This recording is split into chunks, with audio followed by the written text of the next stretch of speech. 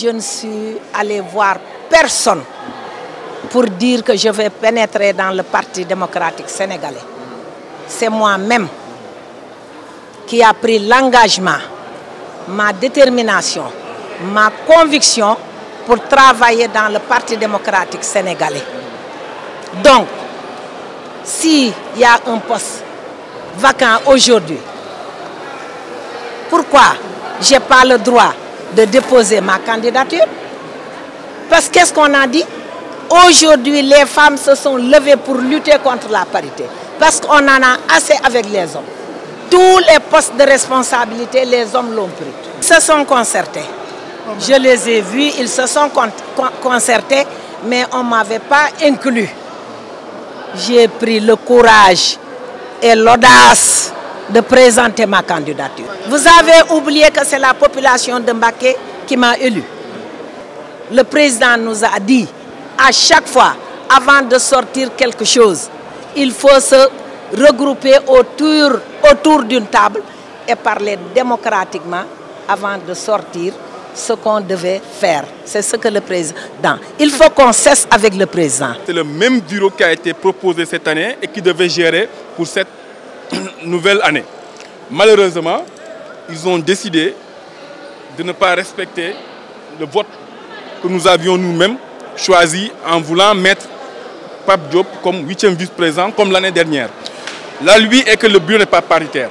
Si le bureau n'est pas paritaire, l'entorse vient de Benno Bokk Yakaar, qui met le président de l'Assemblée nationale, qui est le premier pilote protocolaire dans le bureau, et ils nous mettent un premier vice-président qui est un homme. Or, si on devait suivre la logique, après avoir mis un homme comme président de l'Assemblée nationale, la deuxième personne qui doit suivre, qui est deuxième pilote protocolaire, devait être une femme. Donc on aurait dû avoir une première vice-présidente au lieu d'un premier vice-président. C'est là qu'ils n'ont pas voulu respecter en réalité la loi. Ils ont fait entorse à la loi et ils ont voulu aujourd'hui nous imposer ce que le groupe n'a pas décidé. On ne voit pas nullement dans un pays démocratique où on impose à un groupe parlementaire un vice-président. Comment un règlement intérieur qui a été appliqué l'année passée peut ne pas être valable cette année au moment où il n'y a aucun changement de règlement intérieur? C'est scandaleux. C'est des règles élémentaires de démocratie, de fonctionnement de nos institutions. Je pense que les gens se croient être dans des margés ou bien ils se croient être dans des milieux où on prend les choses à la légère.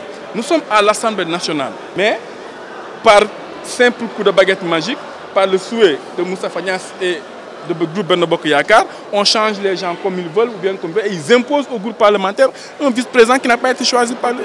Toutes les mesures seront prises vraiment pour que dans l'Assemblée, le droit soit respecté. Nous avions demandé au groupe Liberté et Démocratie de proposer une autre personne pour remplacer le président Pape Diop. Mais ils n'ont pas pu s'entendre. Ma foi, ce n'est pas à nous d'arbitrer leur querelle de parti et leur querelle de coalition. Au même moment, nous avions enregistré la candidature d'une députée, et elle est en droit de le faire, qui appartient à la liste Liberté et Démocratie. Et vous avez entendu que même en séance, le président Moustapha Niasse a dit qu'il avait déjà enregistré une candidature, mais il était ouvert. Et que si le groupe pouvait proposer une femme, en ce moment, il se plierait à la volonté du groupe.